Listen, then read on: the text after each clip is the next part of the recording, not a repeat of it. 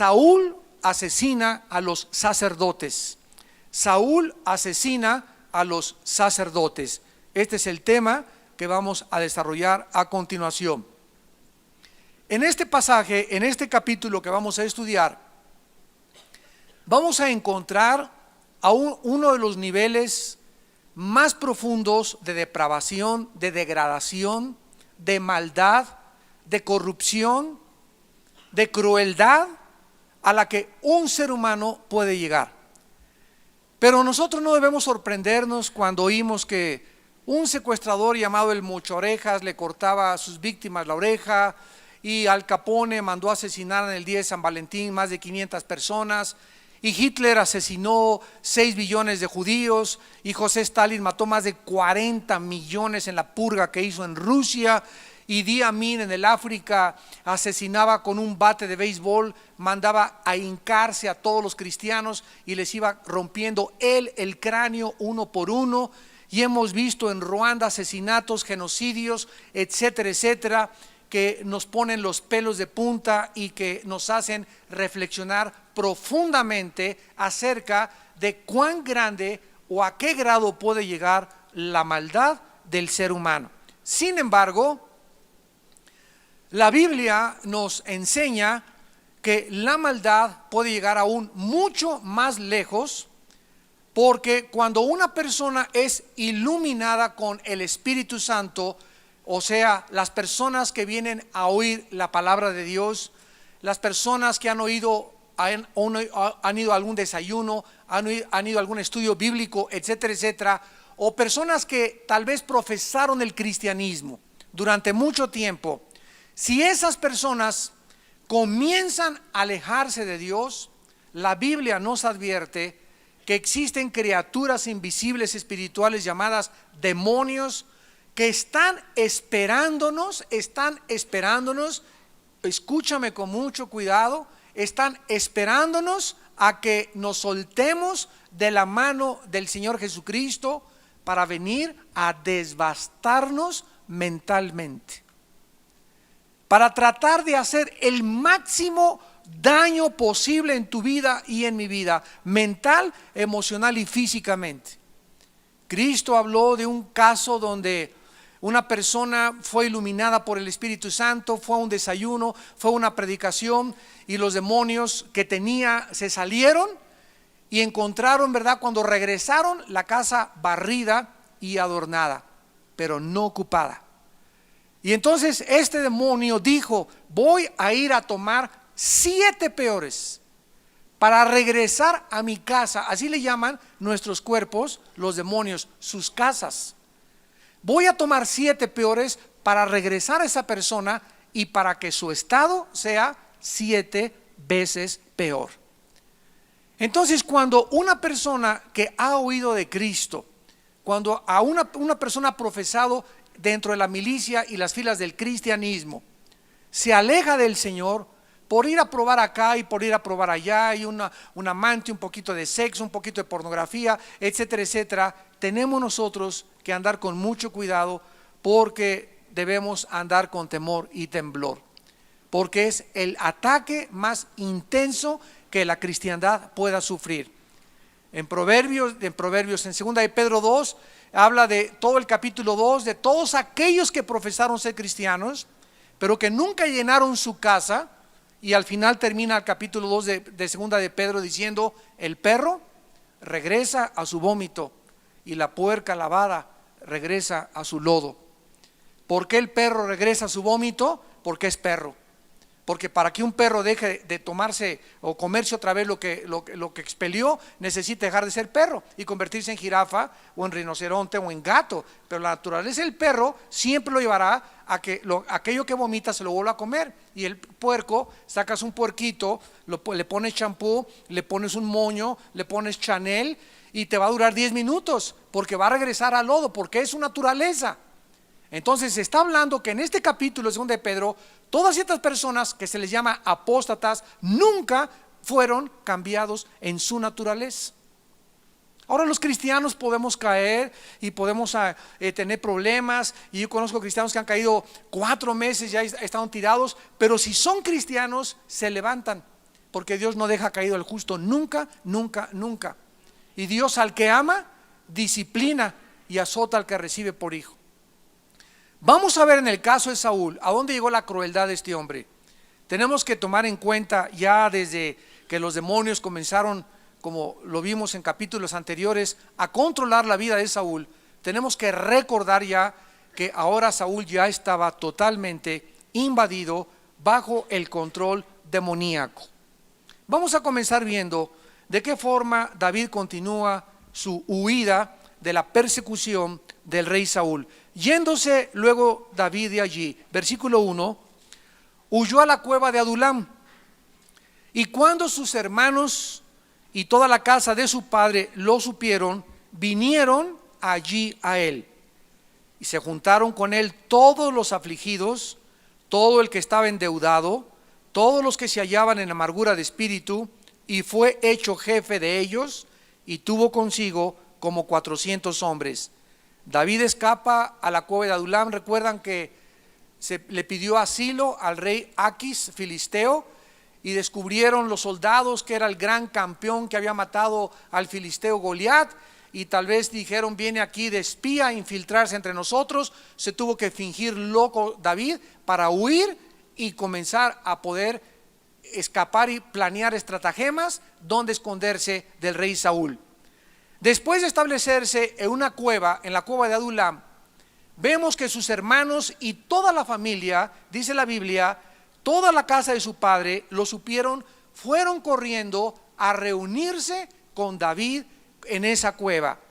Tal vez toda la familia de David, lógicamente, obvio, estaba temiendo una represalia del rey Saúl.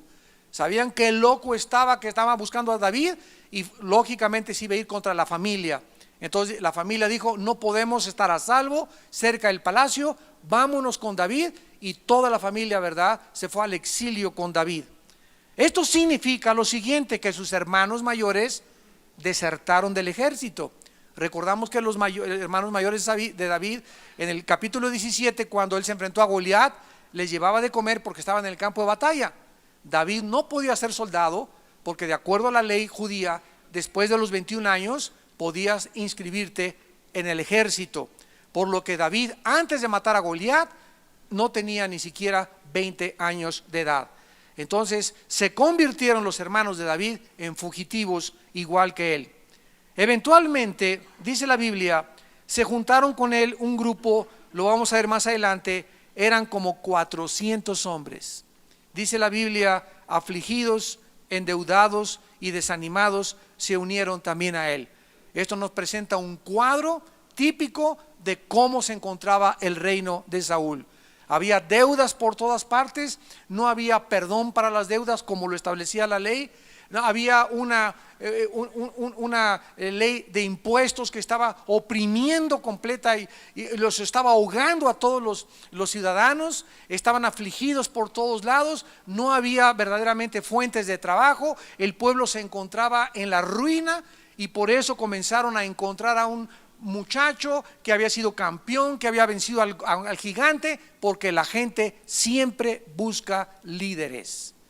Siempre la gente tiene la tendencia de seguir a aquel que le promete mejores cosas o aquel que destaca en diferentes lados. Cientos de hombres más se iban más tarde a unir a David, construyendo o estableciendo de esta manera la base del poder que iba a servir a la nación a través de los años del reinado de David.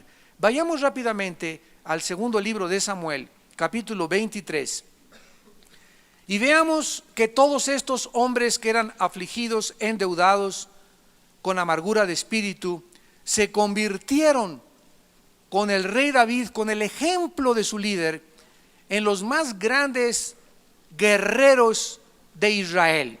Dice 2 de Samuel capítulo 23, versículos 8 en adelante.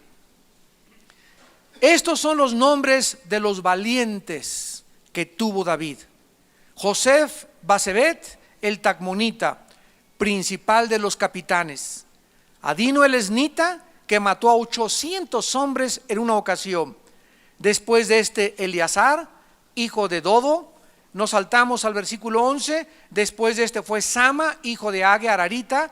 Los filisteos se habían reunido en Leí, donde había un pequeño terreno de lentejas, y el pueblo había huido delante de los filisteos. Versículo 13. Y 3 de los 30 jefes descendieron y vinieron en tiempo de la siega a David. ¿En dónde? En la cueva de Adulam. Y el campamento de los filisteos estaba en el valle de Refaim. Nos damos cuenta, como ya hemos visto, que para que tú puedas tener hombres leales, para que tú puedas tener un equipo de personas trabajando en tu tienda, en tu fábrica, para que en tu familia te respete, para que podamos ganarnos la consideración, la honra, el respeto de nuestros semejantes, necesitamos primero nosotros ser leales. Necesitamos primero comenzar nuestra familia a ser honestos con nuestra esposa, honestos con nuestros hijos, que nuestros hijos comiencen a ver y a respetarnos. A mi padre lo veo en las mañanas antes de irme a la escuela, hincado de rodillas, y a mi madre también.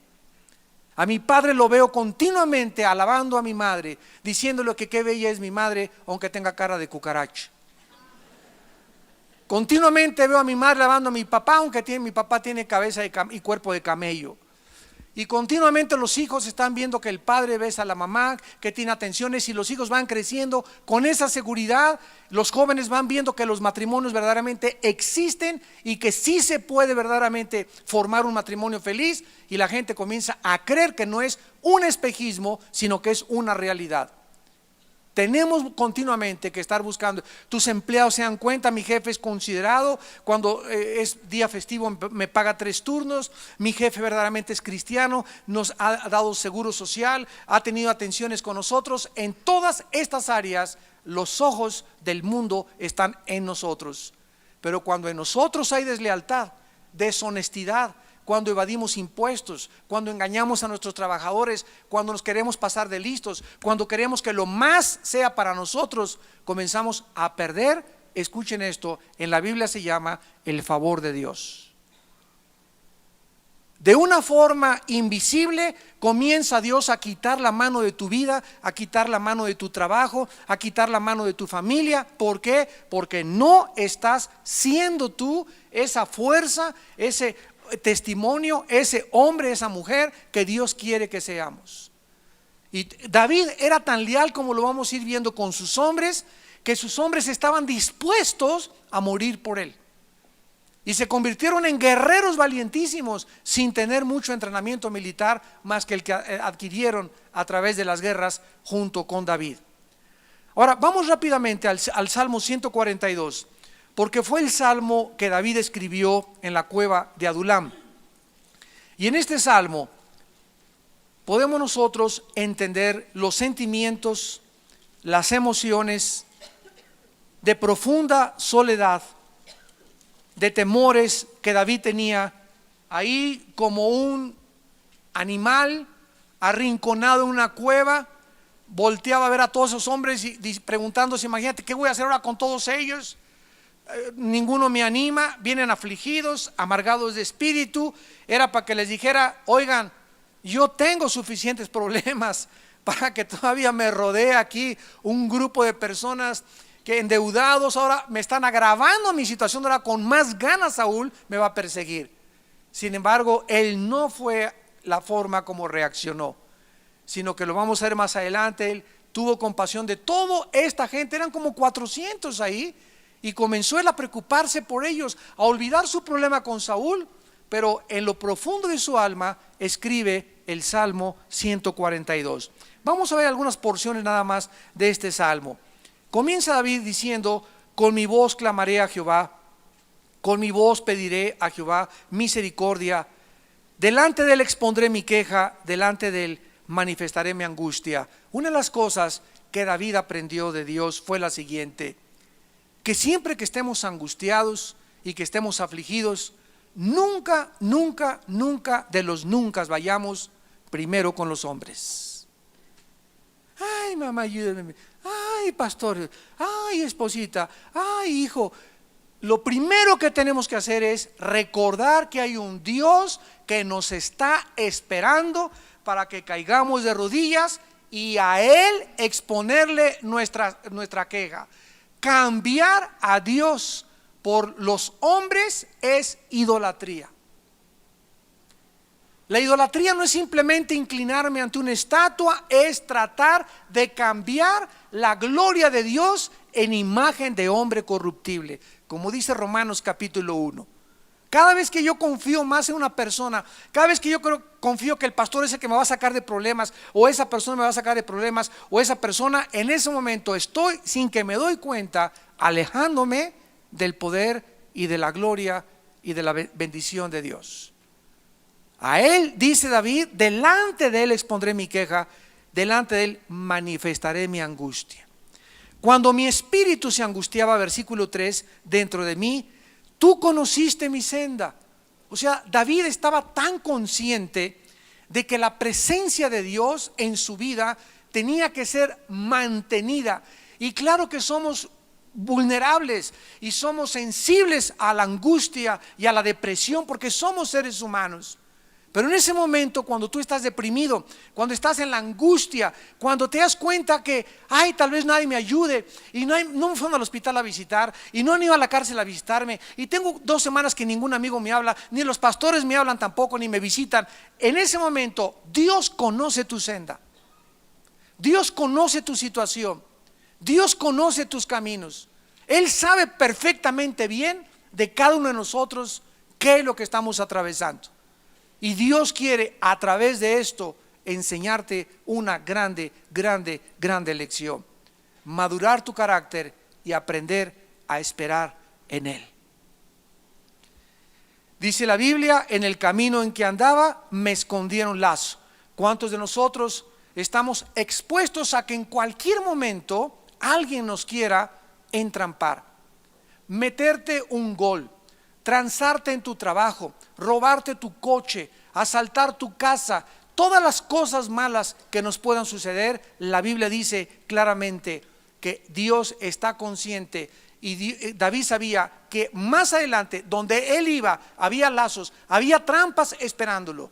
Y nosotros no podemos ver a nuestros enemigos porque no somos Dios. Tú no puedes saber lo que piensan los compañeros de trabajo, lo que piensa tu jefe, lo que piensan tus familiares. No conocemos el corazón de la gente, pero Dios sí lo conoce. Y si tú estás confiado en Dios, de que Él es escudo a los que temen su nombre, a los que con Él caminan, y Él nos defiende, y nadie nos podrá hacer frente durante todos los días de nuestra vida, caminamos con seguridad, caminamos en paz, caminamos con confianza. ¿Por qué? Porque sabemos que Él es nuestra fortaleza en todas nuestras tribulaciones, y Él es el único que nos puede librar de los lazos y de las tentaciones que el mundo nos tiende. Y en penúltimo lugar, dice la Biblia en el versículo 5, clamé a ti, oh Jehová. Dije, tú eres mi esperanza y mi porción en la tierra de los vivientes. Escucha mi clamor porque estoy muy afligido. Líbrame de los que me persiguen porque son más fuertes que yo. Escucha esto, clamé a ti porque tú eres mi esperanza y mi porción en la tierra de los vivientes. ¿Ustedes creen que Dios no sabe quién es nuestra esperanza? ¿En quién estás tú esperando? Pues yo estoy esperando hacer este negocito para salir de pobre. Y estoy esperando que Chencha me diga ti para casarnos. Y estoy esperando que esto sea así para que pueda. Y comenzamos sin que nos demos cuenta, a poner esperanzas en cosas vanas e ilusorias, en vanidades.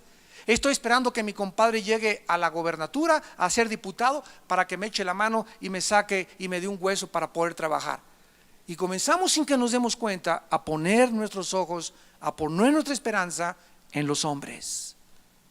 Y dice la Biblia que nuestro corazón debe decir como David en la situación de angustia en que se encontraba en esa cueva. Ahí podía estar David: ay Señor, ya maté a Goliat, ya me ungió Samuel, tú me dijiste que iba a ser rey de Israel. ¿Cómo que rey de Israel? Todas esas profecías que se anunciaron para mi favor, ninguna se ha cumplido. Me encuentro en una cueva ahí lamentándose. Y David sabía que cuando comenzamos a pensar en nuestras depresiones, miren, yo les voy a decir algo. Yo me levanto en la mañana y por eso nunca oigo a las noticias en la mañana. Las oigo en la noche, media hora ahí en el canal 2 o en el canal 4, etcétera, etcétera, para enterarme. Leo el periódico, pero en la mañana, si escuchas las noticias, te deprimes todo el día. Te deprimes todo el día. En la mañana me levanto, Padre, gracias porque voy en victoria y hoy va a ser maravilloso y tú me vas a bendecir ahora y vas a engrandecer tu misericordia y soy más que victorioso y soy más que vencedor. Tú estás conmigo, no me dejarás. Y el mundo está hundiéndose, problemas en Israel, problemas en Estados Unidos, problemas en los matrimonios, problemas acá, problemas allá. Pero si me pongo a pensar en todas esas cosas, me hundo en depresión. Y si te quedas ahí pensando más en eso, más te hundes. Tenemos que avivarnos nosotros, tenemos que echarnos porras. Oh alma mía, ¿por qué te abates? Dice el Salmo 42 dentro de mí. Alaba a Dios porque aún exalta a Dios porque aún he de alabarle. ¿Por qué te abates, alma mía? No dejes, hermano, no dejes el abatimiento que controle tu vida y que controle tu alma. No lo permitas, no lo permitas. Comienza a confesar con tu boca: soy tu hijo, soy hija de Dios, yo voy a salir adelante, este problema se va a resolver. Gracias, Padre, porque estoy en fortaleza. Y Dios está esperando todos los días que hablemos su palabra para que Él ponga la palabra que nosotros hablamos en acción.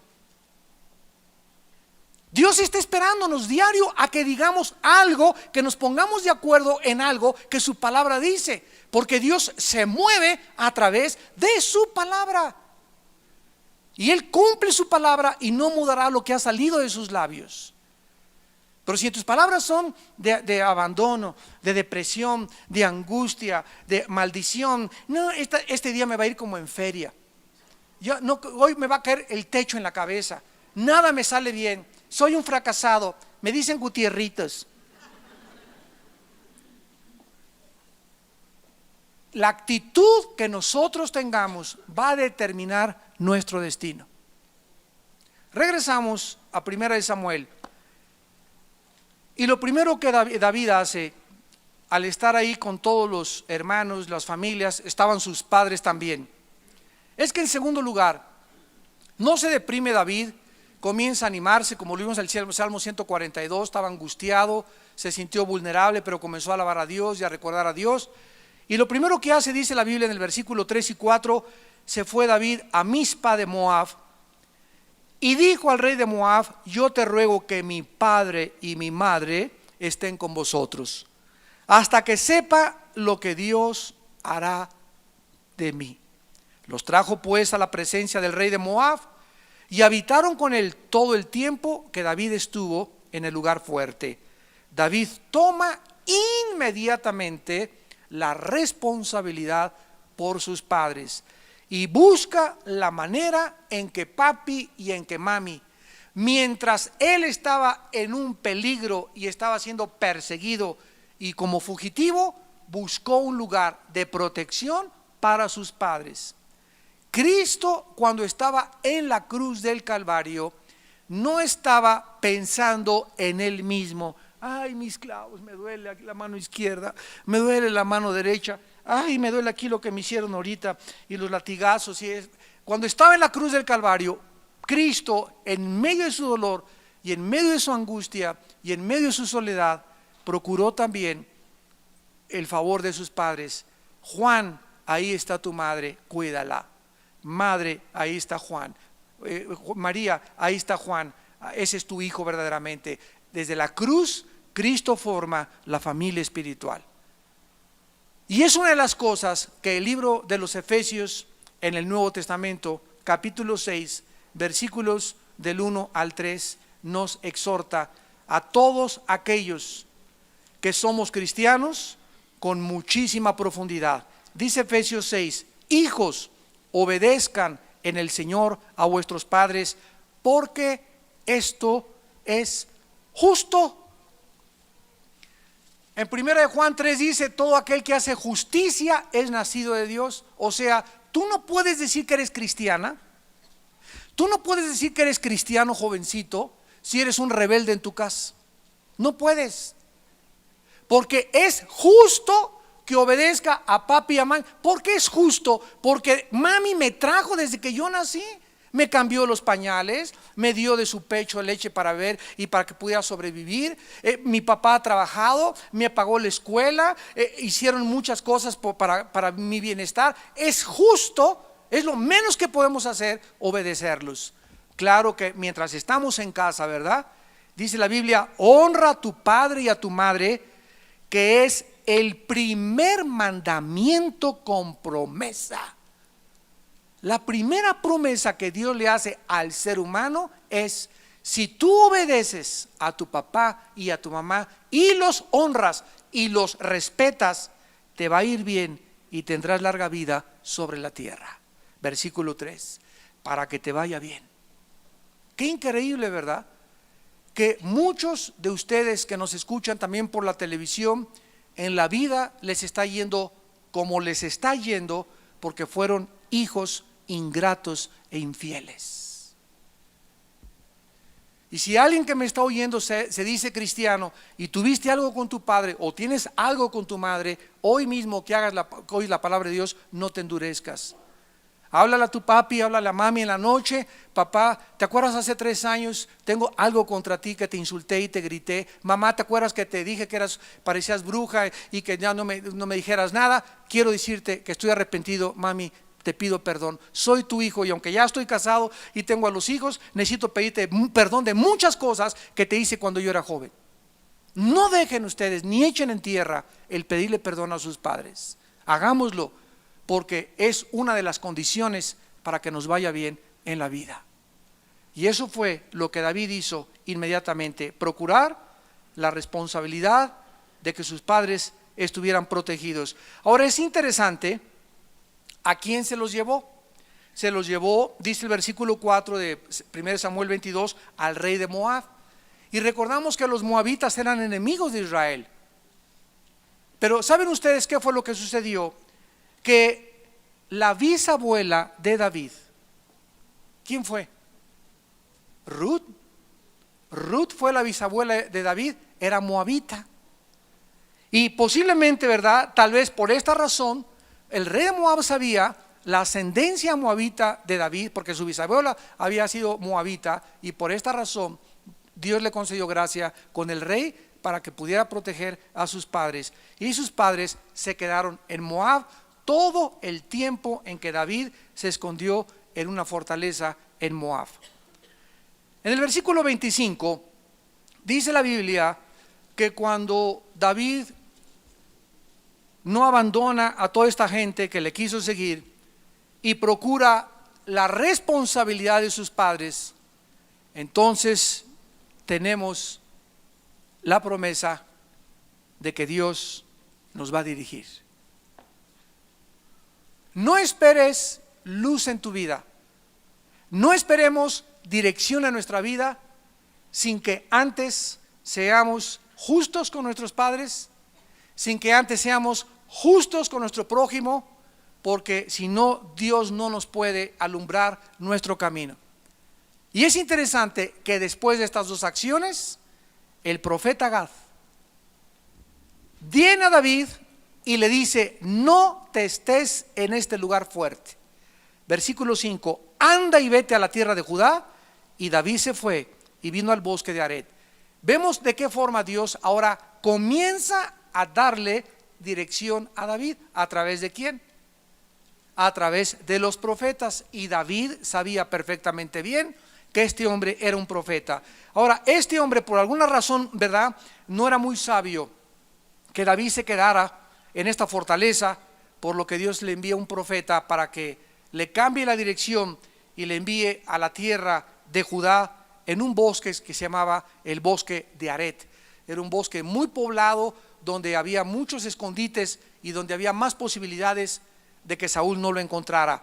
Siendo David un genio militar, porque era ya por naturaleza militar, sabía que el bosque le iba a proveer un excelente lugar para esconderse. Pero este profeta es muy interesante. Escúchenme los músicos. Este profeta es muy interesante y muchos músicos cristianos no lo saben todavía. Pero este profeta, Gad, se convierte en el asesor privado y personal de David, en el profeta personal de David, Y este profeta fue el que le dijo a David que introdujera la música en el tabernáculo y en la adoración a Dios. Él fue el que le inspiró a David para que David en el tabernáculo de David metiera los salterios y las arpas, etcétera, etcétera. Y además este profeta fue el que escribió mucho de la biografía de David y también fue el que más le reprendía y el que más fiel le fue a David. Veamos esto en Primera de Crónicas 29. Esto es sumamente interesante. Primera de Crónicas capítulo 29, versículo 29. Primera de Crónicas 29, 29. Y los hechos del rey David, primeros y postreros, están escritos en el libro de las crónicas de Samuel vidente, en las crónicas del profeta Natán y en las crónicas de Gad vidente. Gad fue pues un profeta, el primero que se acercó a David, le dijo: salte de aquí de la cueva de Adulam y vete a los bosques de Aret. Y este hombre, por haber estado durante tanto tiempo cerca de David, fue de aquellos que escribieron las crónicas y la vida personal del rey David. Ahora vayamos a Segunda de Crónicas capítulo 29 y veamos lo de la música. Dice Segunda de Crónicas 29. Aquí este pasaje está hablando del rey Ezequías. De qué forma cambió Ezequías todo el panorama de Israel. Pero en el versículo 25, Segunda de Crónicas 29, 25, dice, hablando del rey Ezequías, que también puso levitas en la casa de Jehová con címbalos, salterios y arpas, conforme al mandamiento de David, de Gad, vidente del rey, y del profeta Natán, porque aquel mandamiento procedía de Jehová por medio de sus profetas. Gad pues fue un profeta a quien Dios le dijo: ve y dile a David que se acabaron los himnarios. Ve y dile a David que ya no quiero que vayan a la iglesia y santo, santo, santo. Dile a David que quiero gozo en mi casa, que se alegren, que dancen, que brinquen. Pero Señor, eso no le dijiste a Moisés. Es que Moisés es de la época de Calvino. Esa época ya pasó. Y cada época de la vida tiene diferentes expresiones para comunicar el mensaje, mientras el mensaje no se cambie. Esto es lo que a Dios le interesa. La pureza y el mensaje de la Biblia es el mismo hoy, ayer y por los siglos. Pero las expresiones ahora de mandar el mensaje ahora pueden ser en rap. Quiero, Señor, de tal manera amó Dios al mundo, que ha dado su Hijo unigénito, etcétera, etcétera. Y los chavos que están ahorita, ¿verdad?, rapeando, ven a eso, se identifican con eso, oyen eso, están atentos a eso y están oyendo el mensaje, pero la expresión es diferente. Eso no se hacía hace 5 años. Pero hay muchos de nosotros que queremos encuadrarnos y meternos así como en un baño sauna y ahí quedarnos en santo, santo, santo, y no salir y no nada, todo fijo, todo congelado, todo duro, expresión fría, y qué ridículo se ven, y hay muchachitas aquí bailando, etcétera, etcétera, porque no entendemos todavía los cambios y los moveres del Espíritu de Dios. Estamos tan encuadrados y somos tan religiosototes, que parece que los bautizó San Juan Crisóstomo. No queremos cambiar y creemos que eso es lo mejor, y venimos a la Biblia y encontramos en los salmos danza, salterio, pero eso pertenece al Antiguo Testamento. En el libro de Efesios capítulo 5 dijo: alaben a Dios, y que haya salmos conforme a los salmos y conforme a lo que Dios escribió en el Antiguo Testamento. Dios no cambia.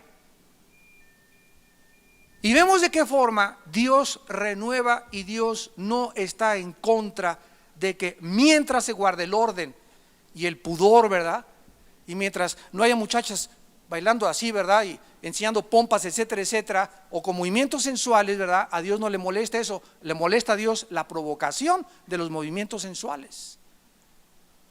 Por eso la palabra danza habla, ¿verdad? De brincos así, por acá y por allá, etcétera, etcétera, y de las pompas para abajo, ¿verdad? Bien tapaditas. Mientras esto sucedía, ay hermanos, tenemos tanto que cambiar. Mientras esto sucedía, dice en 1 Samuel 22, regresamos a nuestro pasaje, en el versículo 6 en adelante, Saúl tenía por todos lados espías, buscando información acerca de dónde se escondía. Era una paranoia de Saúl tremenda, de que si no agarraba a David, David le iba a quitar el reino, producida demoníacamente. Oyó Saúl que se sabía de David y de los que estaban con él, versículo 6. Y Saúl estaba sentado en Gabá, debajo de un tamarisco sobre un alto, y tenía su lanza en su mano, y todos sus siervos estaban alrededor de él. Y dijo Saúl a sus siervos que estaban alrededor de él: oíd ahora, hijos de Benjamín. Vean ustedes nada más la locura a la que llegó Samuel. Os dará también a todos vosotros el hijo de Isaí tierras y viñas, y os hará a todos vosotros jefes de millares y jefes de centenas, para que todos vosotros hayáis conspirado contra mí, y no haya quien me descubra al oído como mi hijo. Mi hijo ha hecho alianza con el hijo de Isaí, ni alguno de vosotros que se duela de mí. Vean ustedes a otro gobernador, inspirando una compasión falsa como muchos políticos, ¿verdad? Y me descubra como mi hijo ha levantado a mi siervo contra mí para que me aceche, tal como lo hace hoy. Vean ustedes la manipulación, el chantaje, la coerción, el control que Saúl quería comenzar por los demonios que tenía sobre sus mismos oficiales y militares.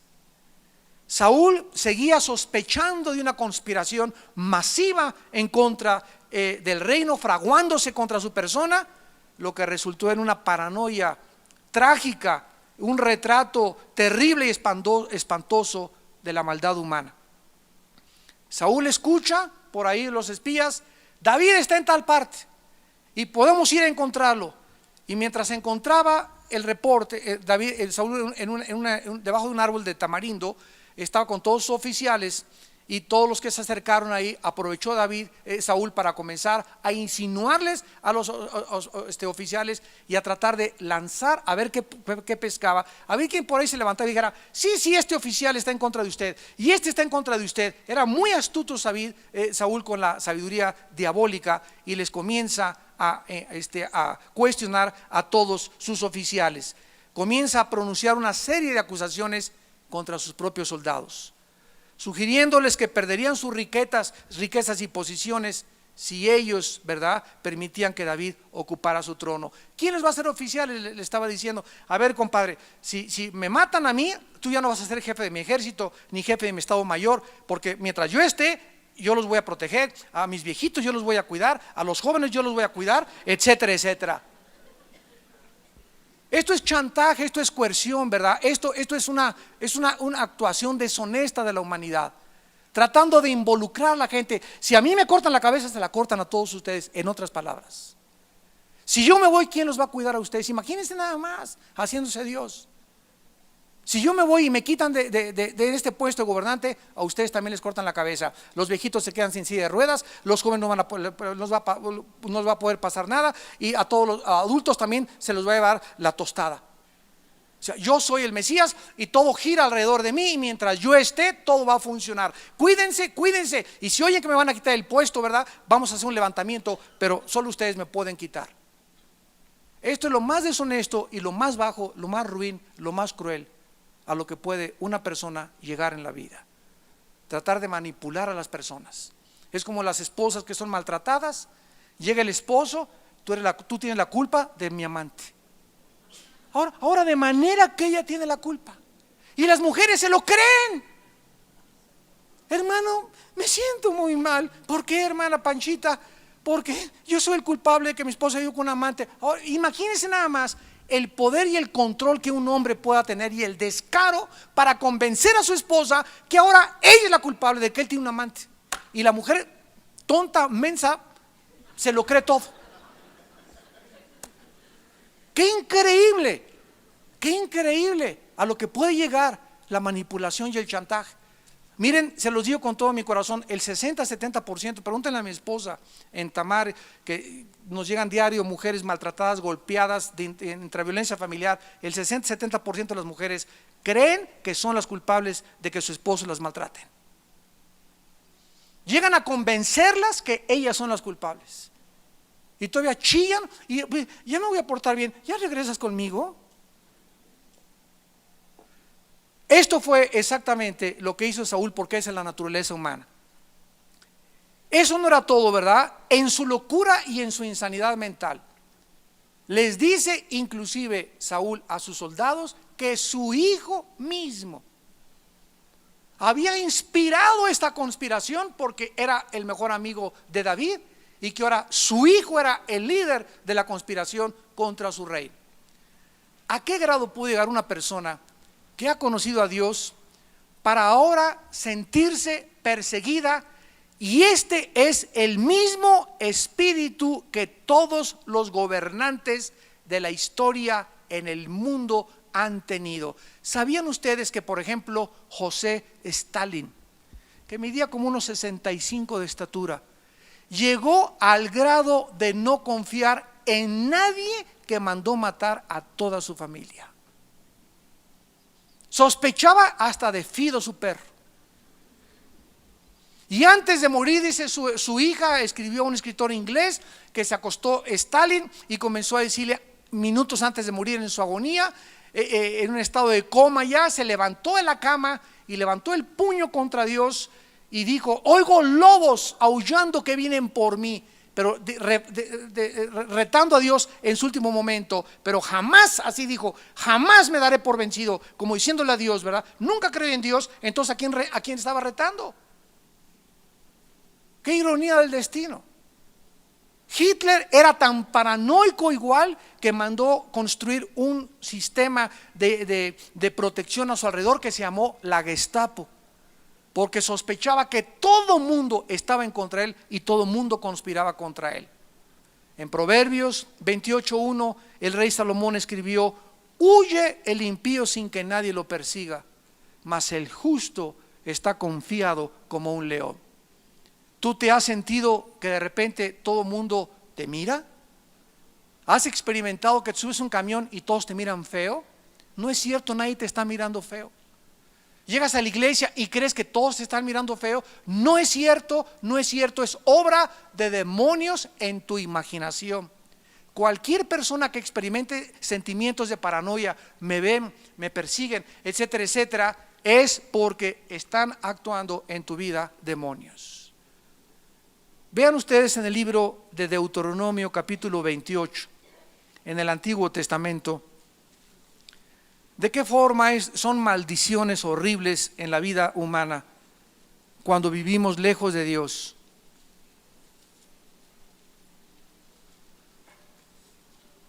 Ahora, claro, ¿verdad? Que si tú eres una persona que has robado, ¿verdad? Y asaltaste un banco o has hecho algún crimen por ahí, pues tienes que forzosamente, todos los criminales, todos los bandidos, todos los malhechores, todos los pillos tienen este espíritu de paranoia. No pueden dormir, se levantan sudando, todo el mundo los persigue, se cuidan que no los vayan a reconocer, etcétera, etcétera. Pero vean ustedes en Deuteronomio 28, versículo 65 en adelante, que Dios advirtió a su pueblo de los problemas mentales y emocionales que sufren, porque la palabra de Dios es la misma, todos aquellos que se alejan de Dios. Ni aún entre estas naciones descansarás. Vemos en primer lugar que hay una falta de descanso en muchos seres humanos que ni siquiera pueden dormir, van de vacaciones, no descansan, no comen bien, no cenan bien, y esta falta de paz, de tranquilidad que tu ser debe experimentar, ¿a qué crees que se debe? ¿A qué crees que se debe? Y como no sabes ni entiendes cómo opera el mundo espiritual, ¿qué haces? Recurres a chochos, pastillas para tranquilizantes, Nembutales, Econales, Prozac, Valium, Equanil, etcétera, etcétera, o alcohol, o buscas la manera de poder contrarrestar esa ansiedad, ese estrés, esa insatisfacción, ese nerviosismo, esa falta de descanso, que llegas a Acapulco en vacaciones y te tienes que emborrachar en la alberca, te tienes que andar borracho en la playa, tienes que andar bajo algún efecto, porque ni siquiera bajo el sol ahí puedes descansar. Y esto es un síntoma y eso es una señal que Dios te habla en esta tarde y que te dice: eso es una maldición en tu vida, porque en tu vida hay pecado. No descansarás, ni la planta de tu pie tendrá reposo, pues allí te dará Jehová corazón temeroso, desfallecimiento de ojos y tristeza de alma. Qué horrible es vivir. Está bien que nos entristezcamos de vez en cuando, está bien que tengamos dolencias, somos vulnerables, somos seres humanos, no somos ángeles, pero hay gente que ya tiene 3 años, 3 meses, 5 meses con la misma tristeza. Y esto es terrible en la vida. Tú no puedes, ni yo puedo, darnos el lujo de vivir así. No importa lo que hayamos pasado en la vida, no podemos darnos el lujo de que la tristeza nos dure muchas semanas, porque la tristeza nos derrumba, nos agobia, nos desanima, y más que todas las cosas es un síntoma de incredulidad, de que no le creo a Dios, porque Dios me manda y me dice: estar gozosos, pueblo mío, que os acercáis a mí. Dice Filipenses: gozaos, gozaos, gozaos en el Señor. Dice Cristo: mi paz les dejo, mi paz les doy. Y yo no tengo ni la paz, ni el gozo, ni me alegro. Estoy triste y triste y triste y triste, y no es posible, porque me está enfermando esa tristeza. Y esto no proviene de Dios.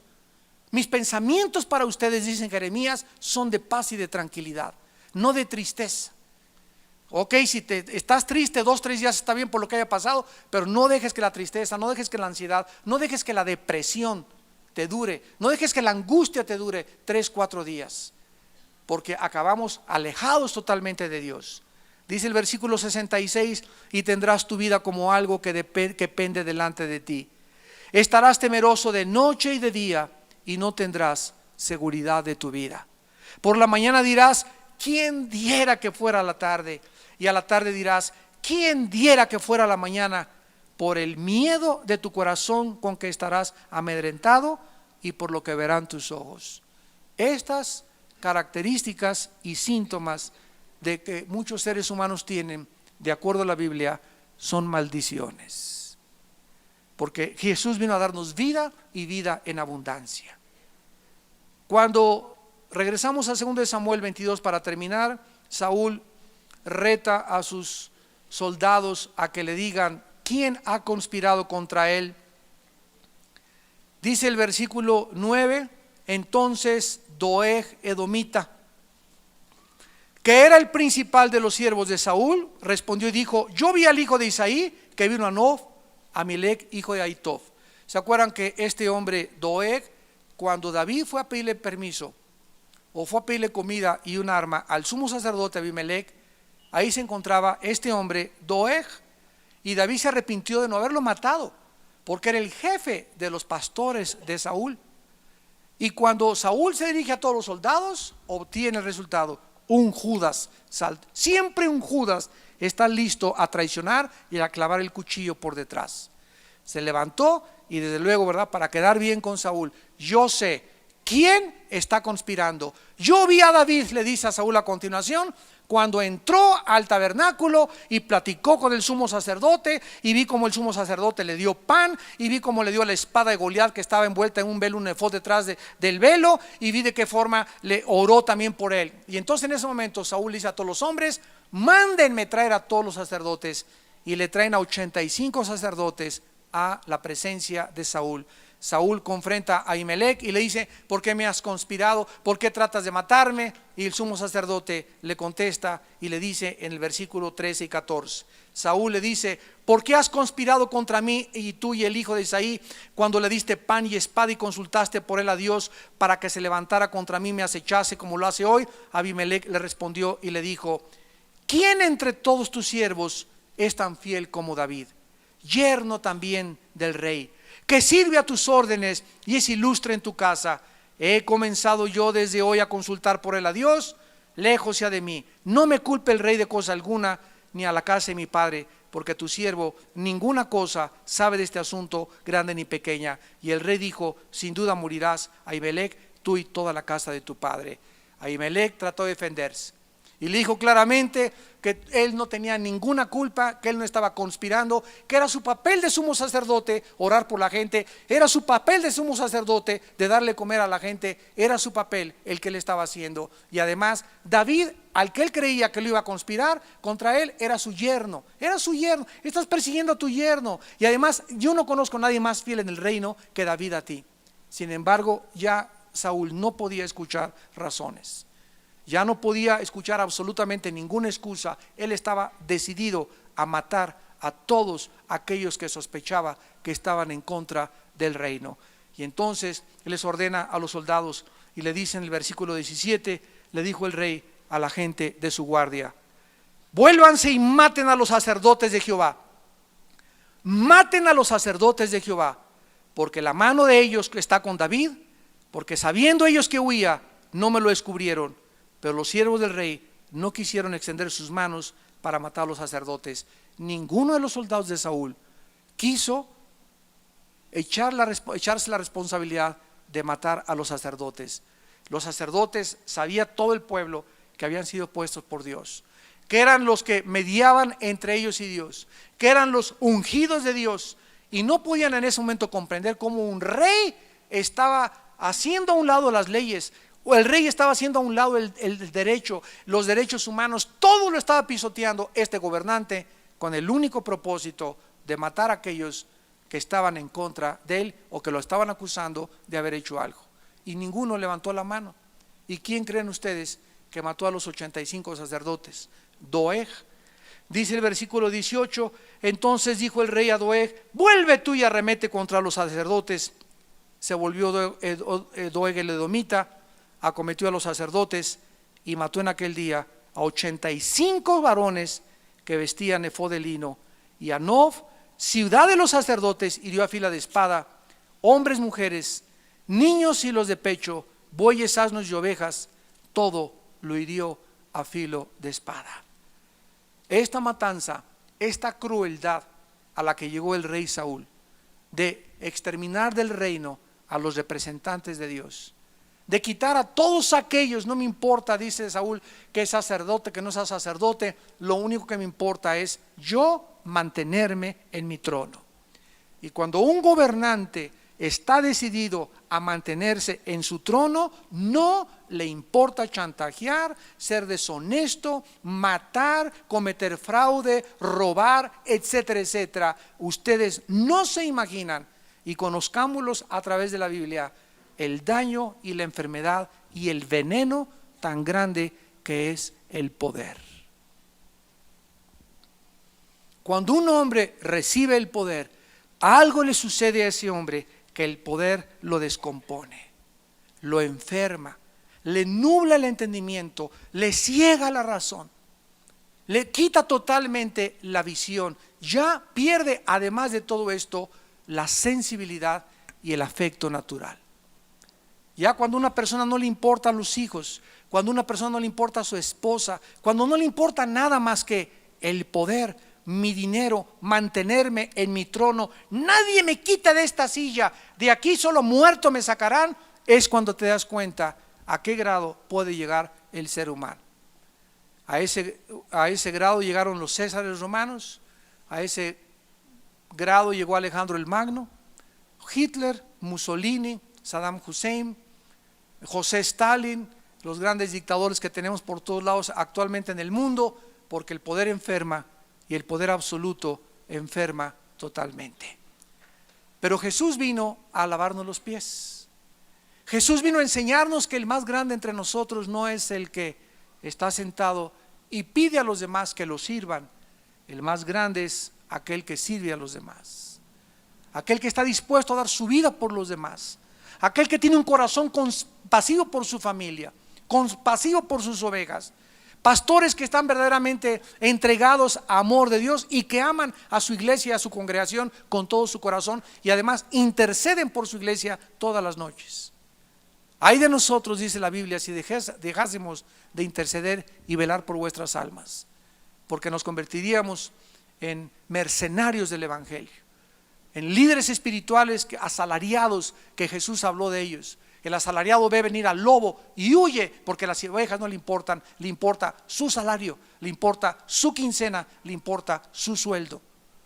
Y cuando nosotros quitamos de nuestra vista lo que Dios nos ha llamado, a apacentar la grey de Dios, a gobernar con justicia el pueblo, a ser honestos, a poder dar un ejemplo a la gente de que existe la integridad y existe la honestidad, es cuando entonces Dios puede descender, bendecirte y llenarte tu vida y tu corazón con toda esa paz y con toda esa tranquilidad que vale más que cualquier cosa que pudiéramos nosotros tener en esta vida.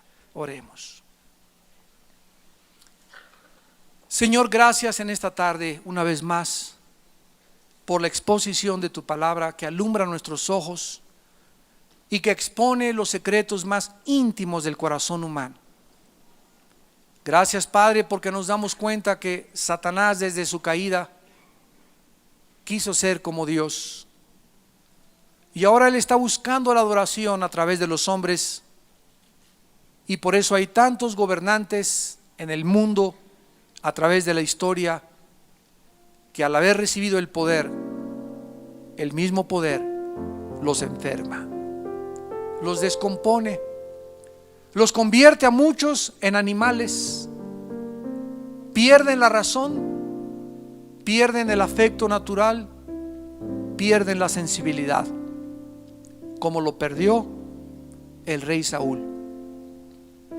Oh Dios, gracias porque has venido a nuestra vida a darnos una vida, pero una vida en abundancia, a que podamos entender que raíz de todos los males es el amor al dinero. No busques para ti grandezas, dice el Señor.